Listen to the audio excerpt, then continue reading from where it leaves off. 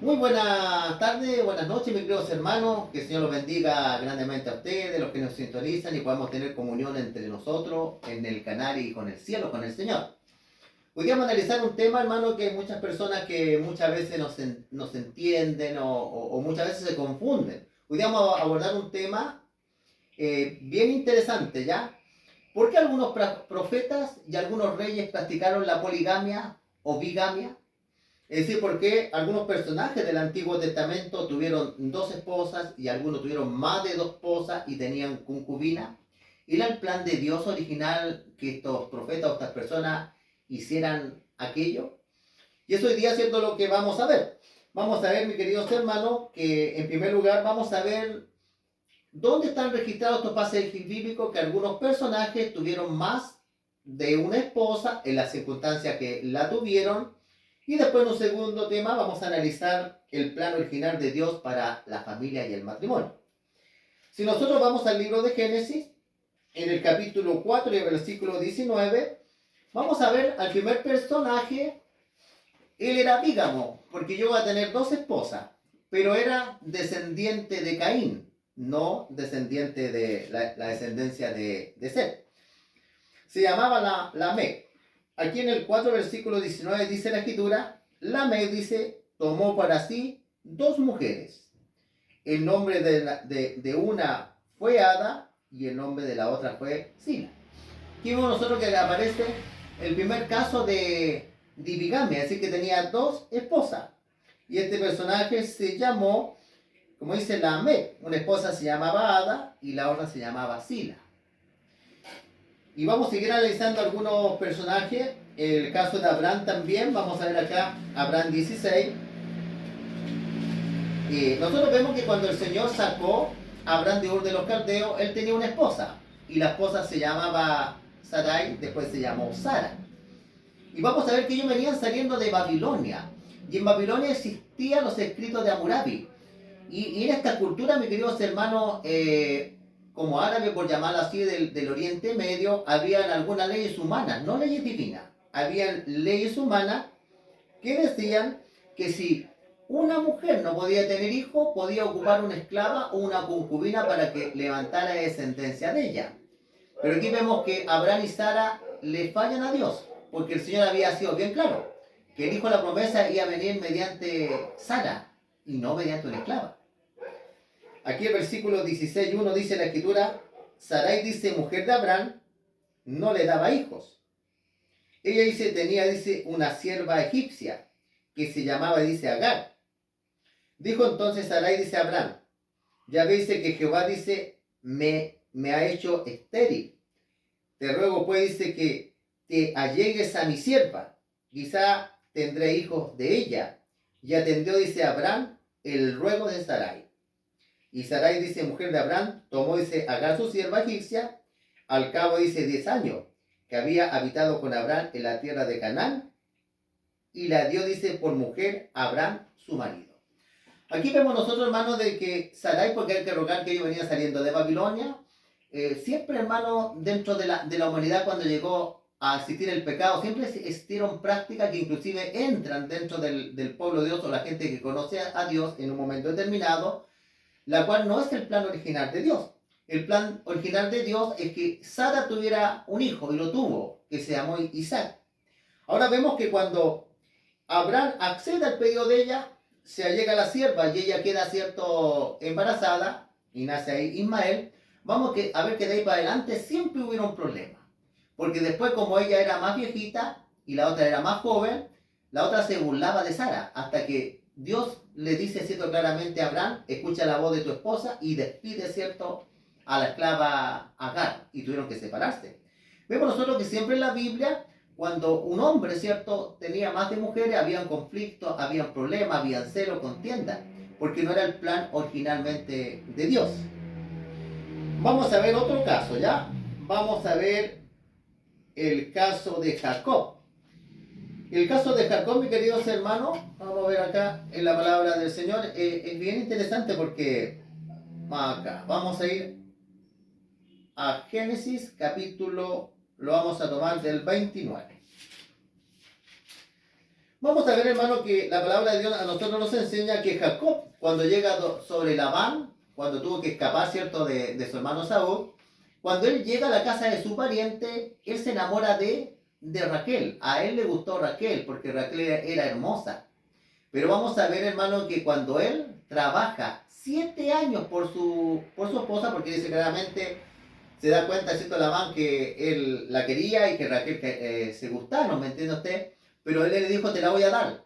Pero como tú no tienes para dar una dote, te la voy a dar como esposa, pero tú vas a tener que trabajarme 7 años. Cuando llegaron los 7 años, él le pide que le entregue a Raquel. Pero usted que Labán lo engaña y no le da a Raquel, sino que le pasa a Lea. Y al otro día, cuando llega a la realidad, él se da cuenta que no es Raquel, sino que es Lea. Y le va a reclamar a su suegro y le dice, sírveme por 7 años más y ahora te entrego a Raquel. Después se agregaron las concubinas. Pero vemos que desde el comienzo Jacob quería a Raquel, no quería a Lea.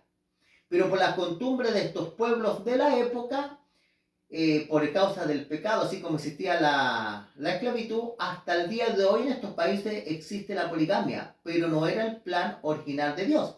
Porque ahí cuando Jacob, ¿cierto?, llega a tener a su esposa, había rivalidad, había celo, conflicto. Llegaron a haber hijos de diferentes mamás, había odio y problemas y rivalidad entre los hijos. Es puro. Familias disfuncionales. No funciona porque no era el plan original de Dios. Porque a Jacob, a él le agradó Raquel, no era Lea. Vemos que el pecado trajo muchas cosas, mis queridos hermanos. Pero vamos a ver, ¿cierto?, nosotros acá el récord que tiene acá Salomón. Vamos a ir a Primera de Reyes. Vamos a ir a Primera de Reyes. David también tuvo varias esposas, el rey David. Vamos a ir a Primera de Reyes, ¿qué les parece? Vamos a ir a Primera de Reyes, capítulo 11. Vamos a ver acá el caso de Salomón.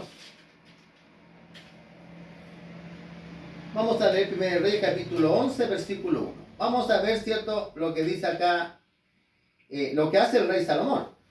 Dice la escritura, pero el rey Salomón, dice, amó, además de la hija del faraón, que se casó con la hija del faraón, dice, a muchas mujeres extranjeras, las de Moab, la de Amón, las de Edom, la de Sidón y a las Eteas. Este hombre tuvo muchas mujeres. Ahora, hermano, este no era el plan de Dios, porque el Señor, acá, antes de seguir la historia de Salomón, el Señor había dado una ley para los reyes. Aquí en Deuteronomio 17, el Señor había dicho claramente cuál era la voluntad de Dios. Dice acá Deuteronomio 17, dice, hablando del rey, ni tomaráis para sí muchas mujeres, para que su corazón, dice, no se desvíe. Ni plata ni oro amontonará para sí en abundancia. Cuando alguien fuera rey no tenía que juntar tanto dinero, tanta plata, además no debía tomar para sí muchas mujeres.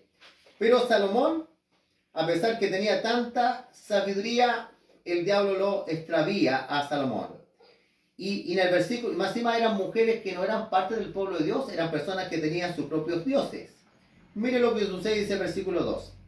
Gente de las cuales Jehová dice, había dicho a los hijos de Israel, no os llegaréis a ellas, ni ellas se allegarán a vosotros, porque ciertamente harán inclinar vuestro corazón tras sus dioses. A estas pues dice, se juntó Salomón con amor. Y se cumplió la palabra de Dios. Porque después vemos la apostasía de Salomón, que comenzó a adorar un montón de dioses, hermano, y abandona él a Dios. Y mira lo que dice acá el registro de la escritura. Versículo 3 dice, tuvo 700 mujeres reinas y 300 concubinas. Y a sus mujeres, dice, desviaron su corazón. Cuando Salomón, dice, ya era viejo, sus mujeres inclinaron su corazón tras dioses ajenos. Y su corazón, dice, no era perfecto con Jehová su Dios, como el corazón de David, su padre. Porque Salomón siguió, dice, a Astoret, diosa de los sidonios, a Milcón, ídolo abominable de los amonitas. Hizo Salomón lo malo ante los ojos de Jehová, y no siguió cumpliendo a Jehová como David, su padre. Vemos que todo esto, cierto, trajo dificultad. Siempre, hermano, lo que no está de acuerdo a la voluntad de Dios va a traer dificultad, va a traer cierto problema. ¿Cierto? Porque estos hombres, ¿cierto?, tuvieron tantas esposas, algunos por circunstancialmente, por las leyes que había en ese entonces como cultura, por la cultura, ¿cierto?, esta cultura árabe de Oriente Medio, hasta el día de hoy tienen muchas esposas.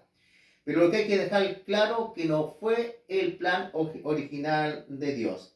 Por eso el segundo tema se llama, mis queridos hermanos, el plan original de Dios para el matrimonio. Ahí vamos a dar la parte B, cuál era el plan desde el comienzo del Edén para la familia de parte de Dios. Que el Señor los bendiga, mis hermanos, suscríbanse al canal, compartan estos temas con otras personas y sigamos creciendo. Para junio, mis hermanos, vamos a cumplir 2 años, ¿qué les parece?